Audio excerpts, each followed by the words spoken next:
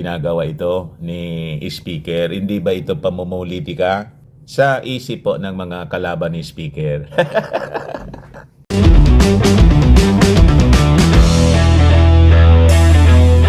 Tuloy-tuloy mga kababayan ang serbisyong Romualdez ngayong panahon ng Pasko. Bakit anya Mr. Maravillas? Nandun na naman po sa Iloilo si Martin Romualdez para mag-distribute ng mga tulong. Malayo anya Mr. Maravillas talaga si Inday kay Martin. Malayong malayo po. Milya-milya. Pati yung mga handlers po ni Inday. Malayo sa mga handlers ni Martin.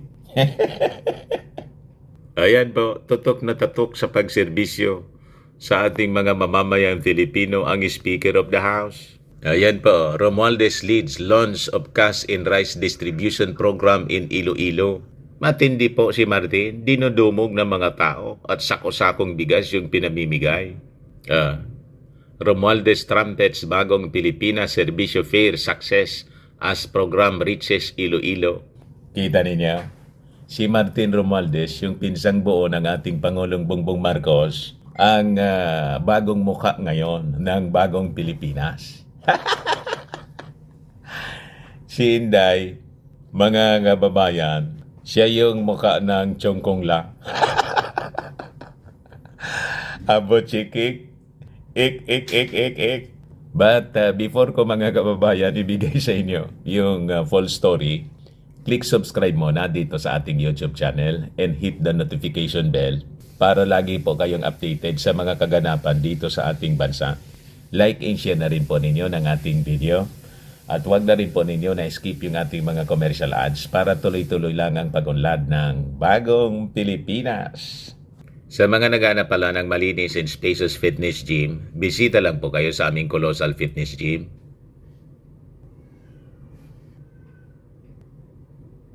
We also offer Grab car rental with our brand new 2023 model ng Toyota Innova. We also accept booking for those who are planning to travel via PAL, Cebu Pacific, and other airline companies, local and international, and bills payment for Meralco bills, PLDT, etc. Ang Colossal Fitness Gym ay matatagpuan sa 3rd floor Security Bank Building, Lanco Business Park, Legazpi City, Albay. For inquiries, log for Gilon Maravillas, contact number 0966-802-0949.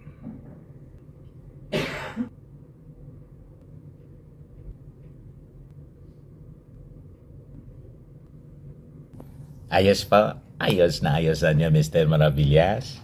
So, balik tayo mga kababayan sa kwentong Romualdez para lalong ma-high blood yung mga DDS. Kopyahin ninyo itong ginagawa ni Martin Romualdez. So, mamigay din kayo ng sako-sakong bigas para magkinabang ang mga mamamayang Filipino. O, di ba? So, siya ang mukha mga kababayan, bagong mukha ng bagong Pilipinas. So, sabi rito, House Speaker Martin Romualdez has attested to the success of bagong Pilipinas Servisyo Fair kahapon po December 9, even as he led the conduct of all encompassing public service program in Iloilo. Talaga pong desidido yung speaker na ikutin yung buong Pilipinas. Ibagita niya naman Mr. Maravillas ginagawa ito ni speaker. Hindi ba ito pamumulitika sa isip po ng mga kalaban ni speaker? Pero sa speaker po, kay Martin Romualdez, ito yung additional na time na gusto niyang i-dedicate sa mga mamamayang Filipino kasi gusto niyang maramdaman ang maramdaman din ng mga mamamayang Filipino na nandyan po yung gobyerno sumasaklolo sa kanila. Kasi nga po, gustong tumulong ng buong buo ni Martin Romualdez sa kanyang pinsan. Gusto niyang magtagumpay si President.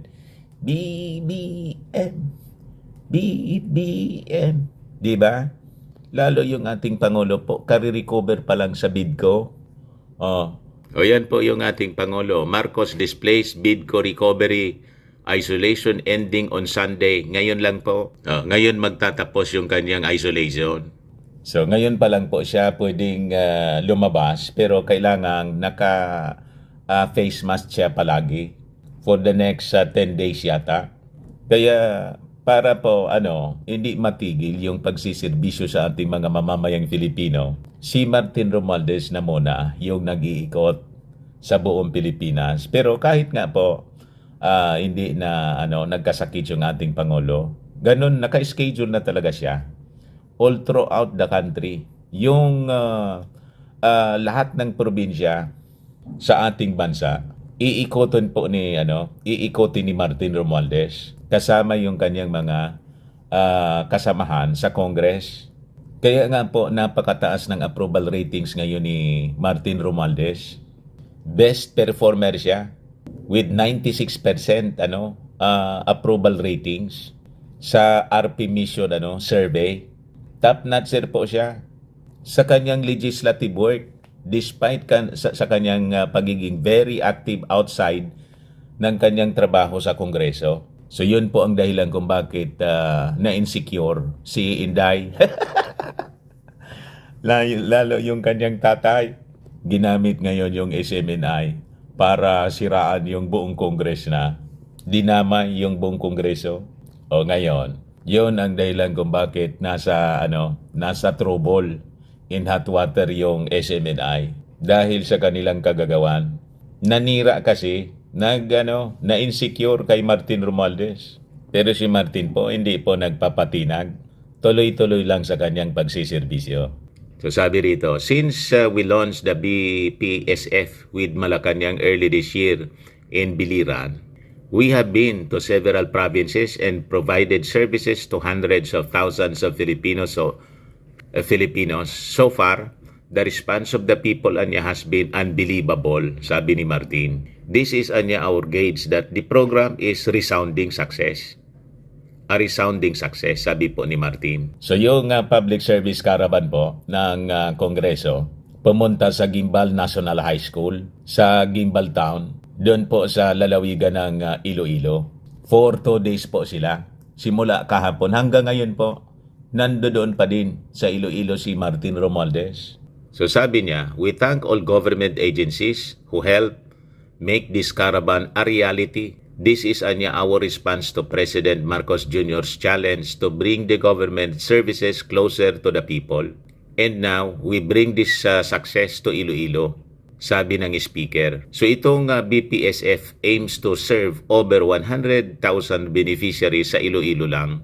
There were over 80,000 registered beneficiaries po on the first day alone. So, napakarami po yung nagkinabang dito sa programang ito ng leader ng Kongreso. So, makikita ninyo ang brand ng paglilingkod ni Martin. Talagang totoong serbisyo.